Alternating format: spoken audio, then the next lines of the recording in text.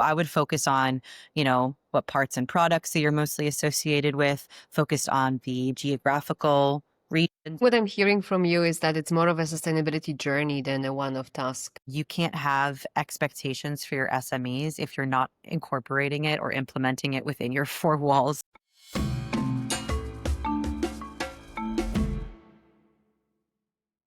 This is the Sustainability Brief, and I'm your host, Alexandra Lasota.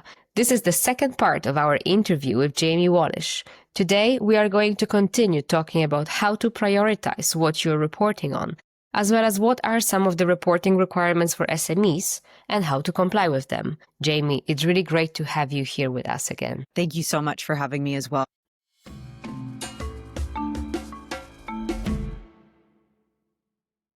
Last time we spoke about how difficult it is to keep up with all of the developments in the reporting world, and that sometimes 3/4 of a year of a sustainability professional goes into reporting compliance.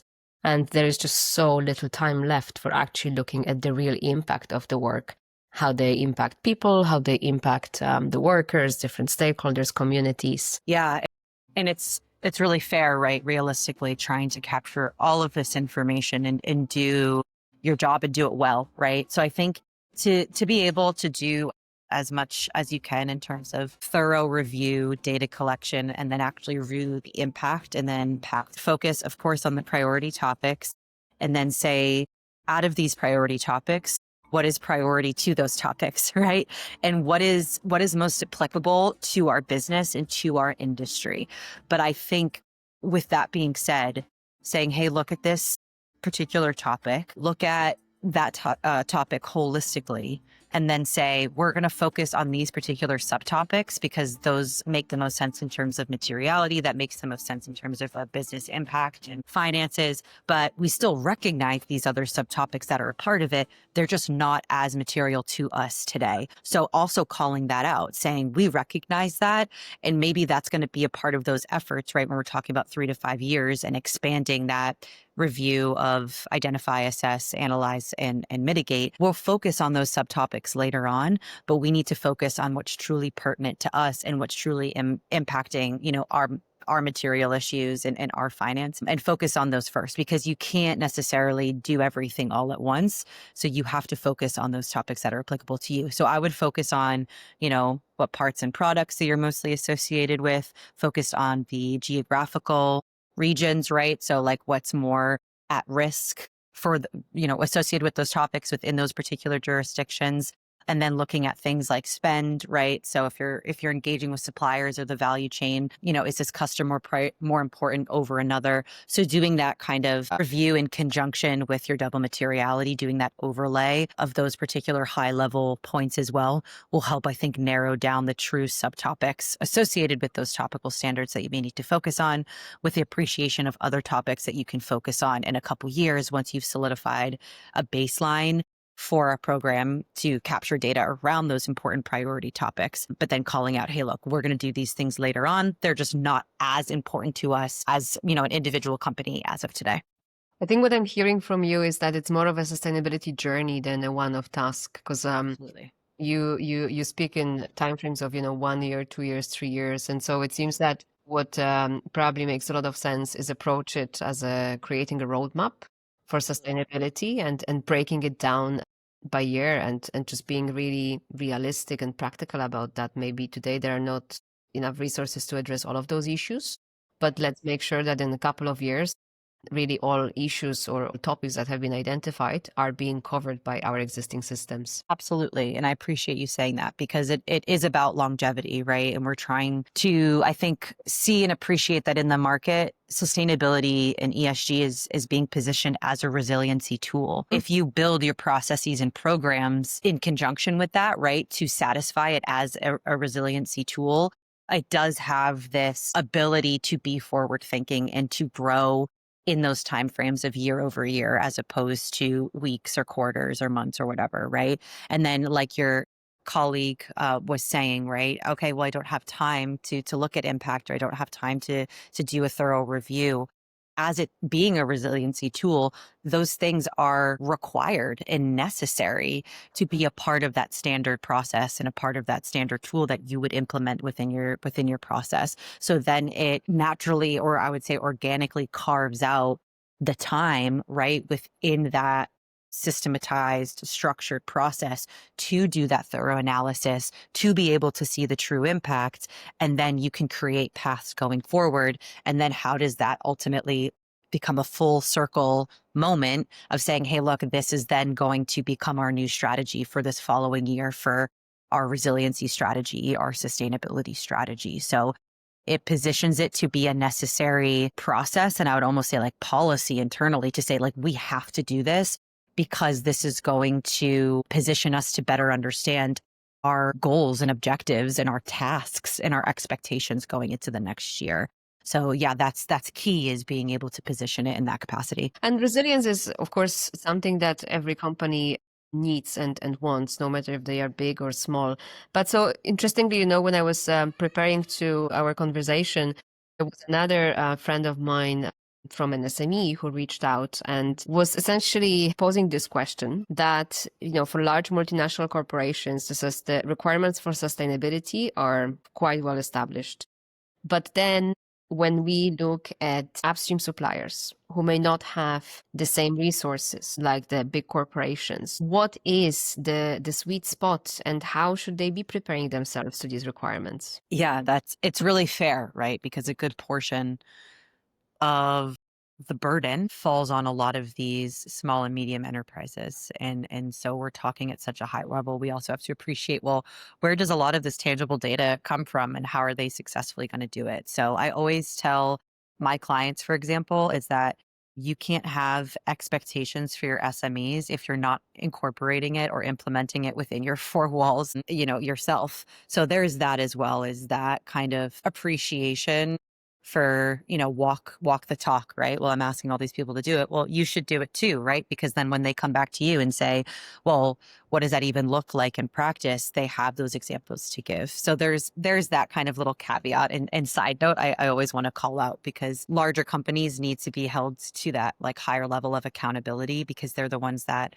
are asking for this information, but also I would say like steering the market for those asks and expectations. But what SMEs can truly do, I think, today to help support those asks is falling back. Again, I'm probably going to beat a dead horse on this, but falling back on those recognized international standards and frameworks, right? Don't get overwhelmed, I would say, by all of the noise, but really lean into, okay, what do we know to be true and what do we know is continuously being as key data points within these regulations? So that will inform you of what questions to expect from these larger corporations or from these larger entities in terms of the data that they'd be looking for from you. So that's what I would highly recommend, is kind of push aside all of the noise and just focus on, potentially, I would say 3 to 5 or 3 to 7 standards and frameworks that are not only internationally established, but then also what may be pertinent for your particular industry as well.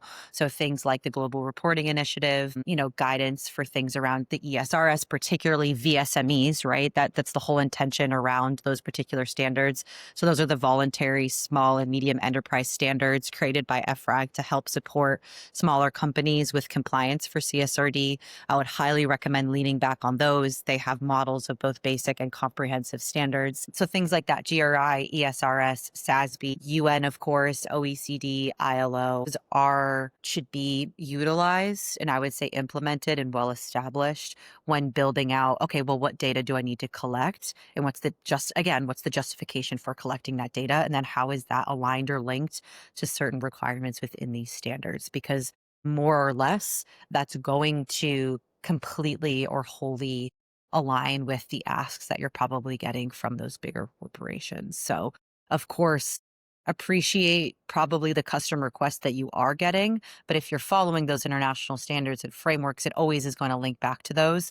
So those in some capacity are going to be able to satisfy those requests for sure. And so on the GRI and SASP and different frameworks, I mean, they are all fantastic. And so this actually was the discussion I was having with my SME friends, is that when you look at GRI, again, a fantastic reporting framework, but it is resource intensive to produce, of course. So what would you think? I mean, is there any alternative?